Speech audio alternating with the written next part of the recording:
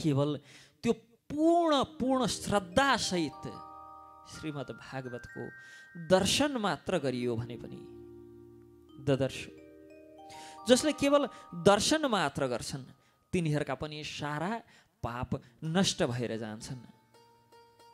कलिकालमा केवल यही एक धर्म छ साधनानि तिरस्कृत्य कलौ धर्मो यम इति।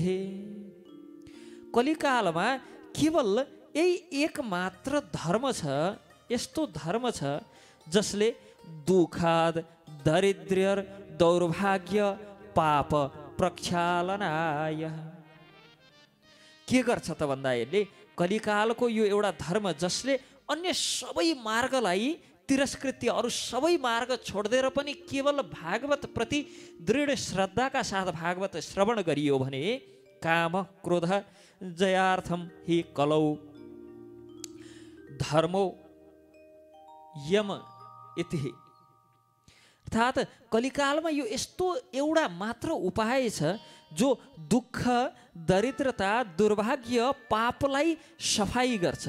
त्यति मात्र नगरेर काम क्रोध जयार्थम काम र क्रोध रूपी जो हाम्रा शत्रुहरू छन् संसारमा हामीले अनेक अनेक अनेक जीव आदिलाई हाम्रा शत्रु देख्छौँ, तर समष्ट रूपमा हेर्ने हो भने समष्टिगत रूपमा हेर्ने हो भने हाम्रा शत्रु केवल दुई थोक मात्र छन्, काम अनि क्रोध।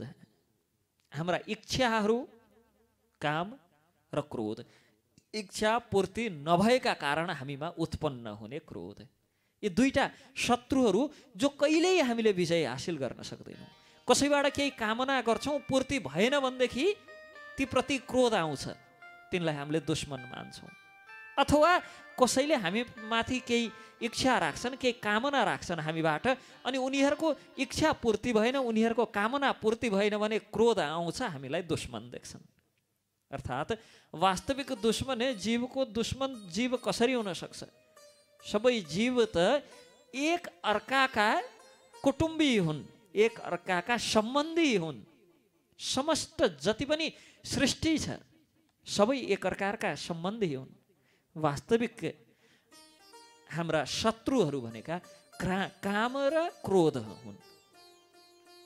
त्यो काम क्रोधो जयार्थम यदि वास्तविक हाम्रा शत्रु काम र क्रोधमाथि जयार्थम जय प्राप्त गर्ने हो भने विजय प्राप्त गर्ने हो भने अरू कुनै उपाय छैन। यीमाथि विजय प्राप्त गर्नका लागि केवल श्रीमद् भागवत कथाको श्रवण मात्र उपाय छ।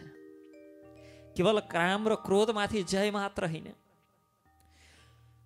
धर्म यो धर्मको मार्ग, यो भागवत धर्मको मार्ग यदि अवलम्बन गरियौँ भने दुःख दरिद्रता दुर्भाग्य र पापको सफाई हुन्छ। प्रक्षालनाय जसरी कपडामा लागेको मैल मजाले कपडालाई धोए पछाडि जान्छ त्यसै गरी भागवतद्वारा हाम्रो हृदयलाई जब मार्जन गर्छौँ, हाम्रो हृदयलाई जब धुन्छौँ तब जो दुःख छ जो दरिद्रता छ भाग्य र प्रारब्धले जो दरिद्रता आउँछ त्यो भाग्यको मार्जन त्यो प्रारब्धको मार्जन भागवतले गर्यौँ भने दरिद्रता र दुर्भाग्य पखालिन्छ, पाप पखालिन्छ, पाप आदिबाट जीवन सफाई गरिदिन्छ, एकदम शुद्ध हुन्छ र अन्तमा गएर काम क्रोध जयार्थम काम र क्रोध माथि पनि विजय प्राप्त गर्न सकिन्छौँ। कथा त्यज्य भवेत् पुम्हे सप्ताहोत प्रकीर्तितः। अन्यथा अन्य कुनै उपाय अन्यथा वैष्णवी माया देवैर अपि सुदुस्त्यज्य। यो बाहेक भागवत बाहेक श्रीमद् भागवतको सेवन श्रवण बाहेक श्रीमद् भागवतको पठन बाहेक श्रीमद् भागवतको अध्ययन बाहेक श्रीमद् भागवत कथाको श्रवण बाहेक यो भगवानको माया विष्णुको माया वैष्णवी माया पार गर्न देवताहरूलाई त देवैर अपि सुदुस्त्य छ। देवताहरूले त भगवानको यो मायाबाट उपरत हुन सकेनन् भने हामी मनुष्यको के आश? शास्त्रमा भागवतभित्रै अनेक यस्ता उदाहरण देख्छौँ। ब्रह्मा जो समस्त देवताहरूका पनि पिता हुनुहुन्छ।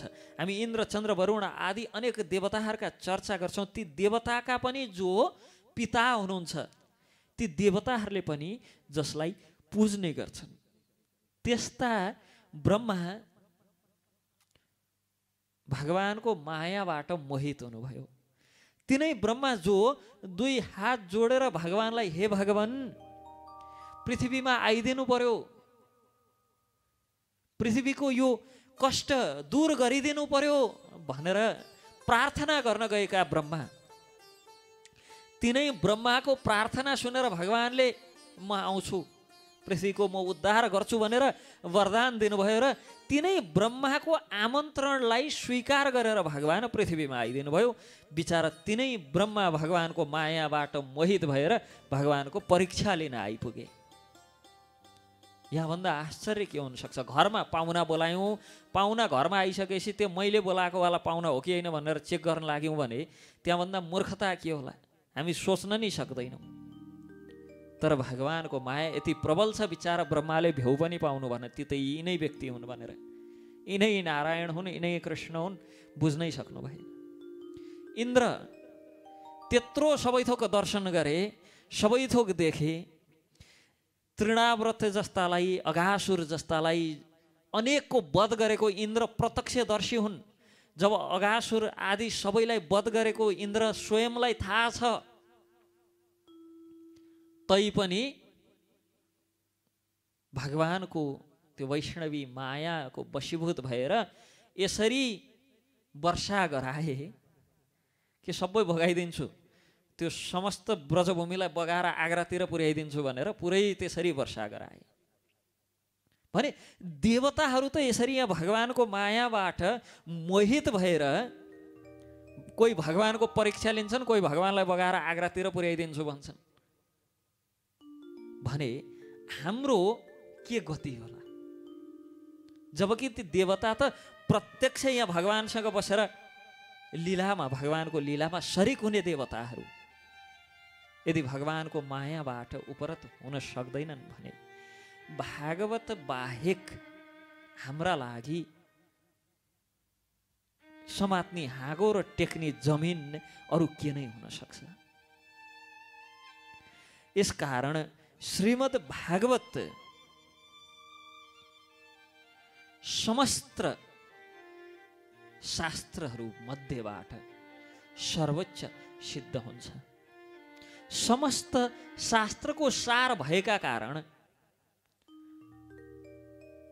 चतुसन सनकादिले नारद मुनिलाई स्पष्ट रूपमा दूध आदिको सार घिउ, वृक्ष आदिको सार फल, इक्षु आदिको सार गुण भए जस्तै समस्त वेद वेदान्त आदिको सार भागवत हो भनेर सिद्ध गर्नुभयो। अनि यहाँ सूतजीले भगवान कृष्ण र उद्धव बीच भएको यो घटनालाई, यो इतिहासलाई दोहोऱ्याएर सुनाएर भागवतको सर्वोच्चता पुनः स्थापित गर्नुहुन्छ, पुनः सिद्धि गर्नुहुन्छ। किनभने कुनै वस्तुको कुनै विषय सार हुँदै गर्दा पनि सर्वोच्च नहुन सक्छ, सबैभन्दा महान नहुन सक्छ। तर श्रीमद् भागवत समस्त वेद वेदान्त आदिको सार पनि हो र सँगसँगै श्रीमद् भागवतको स्थान सर्वोपरि पनि छ है भनेर यहाँ भागवतको सम्बन्धमा भागवतको सर्वोच्च सिद्ध गर्नुहुन्छ, भागवतको सर्वोच्च स्थितिको निरूपण गर्नुहुन्छ। सूतजी बताउनुहुन्छ, सौनक जस समय सनकादि मुनीश्वरहरू यस प्रकार सप्ताह श्रवणको महिमा बखान गर्दै हुनुहुन्थ्यो नि, जुन समयमा नारद अगाडि बसेर भागवत श्रवण गर्दै हुनुहुन्थ्यो, सनकादि व्यासमा बसेर भागवत श्रवण गराउँदै हुनुहुन्थ्यो, जुन समय समस्त व्यास पराशर आदि असित देवल आदि नारद आदि समस्त ऋषिगण मुनिगण भागवत श्रवण गर्दै हुनुहुन्थ्यो अनि ती सनकादिले भागवत श्रवण गराउँदै हुनुहुन्थ्यो, त्यहाँ बडो आश्चर्य भयो। आश्चर्यमेकं समभूत तदानीं त्यो स्थानमा बडो एउटा आश्चर्यको घटना घटित भयो। भक्ति सुतौ तौ तरुणौ गृहीत्वा प्रेमैक रूपा सहस विरासित।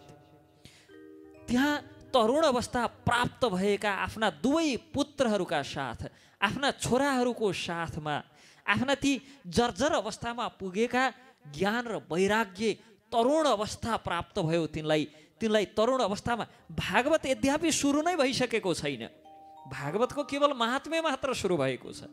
जसै महात्म्य नै सुनाउँदै गर्दा पनि भागवतको महिमाको बखान गर्दा गर्दै, भागवत त सुरु नै भएको छैन अहिलेसम्म, भागवत सुरु हुनुभन्दा अगाडि भागवतको बखान गर्दा गर्दै भागवतको महात्म्यको सम्बन्धमा सुनाउँदै गर्दाखेरि नै ती ज्ञान र वैराग्य तरुण अवस्था प्राप्त भए।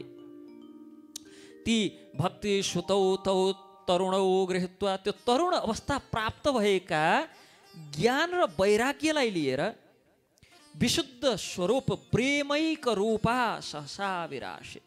प्रेम स्वरूपिणी, प्रेम रूपा भक्ति बार बार श्री कृष्ण गोविंद हरे मुरारे नाथेत नामानि मुहुर्वदन्ति। बार बार श्री कृष्ण गोविंद हरे मुरारे इस प्रकार संकीर्तन गर्दै त्यो सभामा प्रवेश गर्नुभयो। बार बार भगवान गोविन्दको गान गर्दै, गोविन्दको भजन गर्दै त्यो सभामा प्रवेश गर्नुभयो। श्री कृष्ण गोविंद हरे मुरारे नाथेति नामानि मुहुर्वदन्ति। बार बार श्री कृष्ण गोविंद हरे मुरारे इस प्रकार संकीर्तन गर्दै सभामा प्रवेश गर्नुभयो। हरे कृष्ण। श्री कृष्ण गोविंद हरे मुरारे नाथेति नामानि मुहुर्वदन्ति। इस प्रकार बार बार गोविंद नाम उच्चारण गर्दै भक्तिको त्यो सभामा प्रवेश भयो।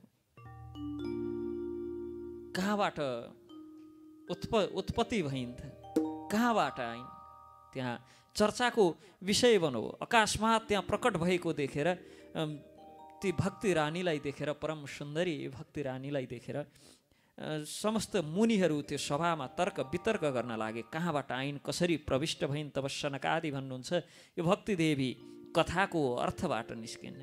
कथार्थतो निष्पतिता धुनेयम् एवं गिरः सा ससुता निशम्य सनत कुमारम निजगादनम्रा।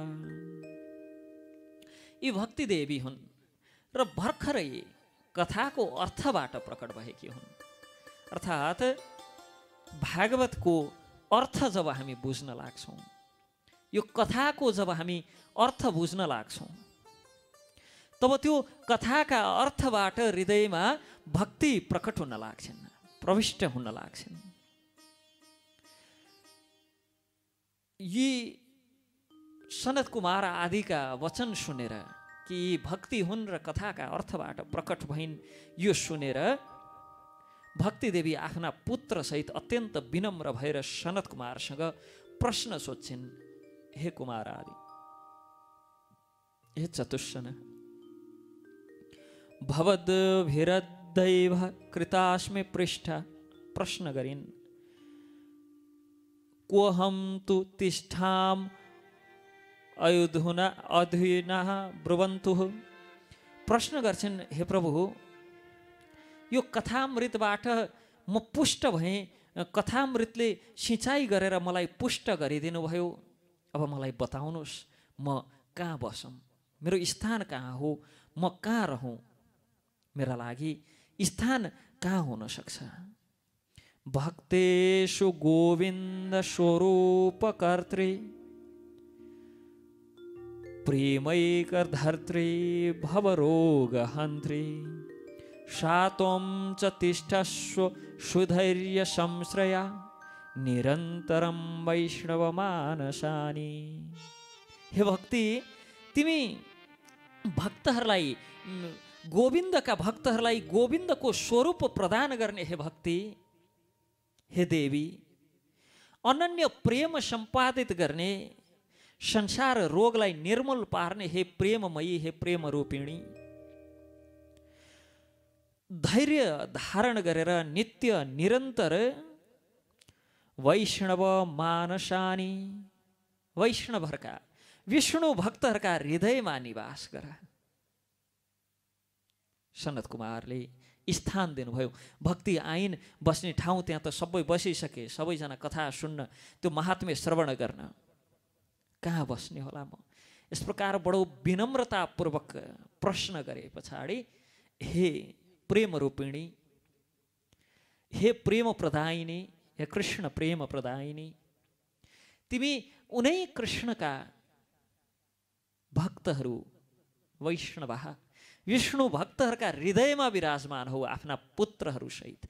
अर्थात् जसको हृदयमा भक्ति निवास गर्छिन् तिनको हृदयमा ज्ञान र वैराग्य स्वतः प्रकटित हुन लाग्छ। ज्ञानको त्यो दीपक हृदयमा स्वतः बल्न लाग्छ, किनभने भक्ति जहाँ छन् उनका ती सन्तान त्यही हुन्छन् र त्यो ज्ञानले वैराग्यलाई पनि स्वतः प्रकट गराउन लाग्छन् हृदयमा। कलियुगको दोष सारा संसारमा आफ्नो प्रभाव फैल्याउँदै गरे पनि हे भक्ति, तिमीमाथि यो कलिको दोषको दृष्टि पर्न सक्दैन। यस प्रकार जब सनकादि 4 कुमारबाट आज्ञा पाइन्, भक्ति तत्क्षण हृदयको सदा निषण्ण हरिदास चित्ते, हरिदास चित्त, हरिदासहरूको वैष्णवहरूको विष्णु भक्तहरूको चित्तमा विराजमान हुन लाग्नुभयो। यो स्थिति देखेर जसको हृदयमा एक मात्र श्रीहरिको भक्ति निवास गर्ने गर्छिन्, श्रीहरि प्रतिको प्रेम प्रदान गर्ने भक्ति देवी जसका हृदयमा निवास गर्ने गर्थिन्, तिनी सकल भुवन मध्ये निर्धनास्तेपि धन्या। सकल भुवनमा, त्रैलोकीमा 14 भुवनमै, सकल भुवन 14 भुवनमै 3 लोकमै यदि ऊ निर्धन छ भने पनि धन्या निवसति हृदय यशाम श्री हरेर भक्ति रे एका।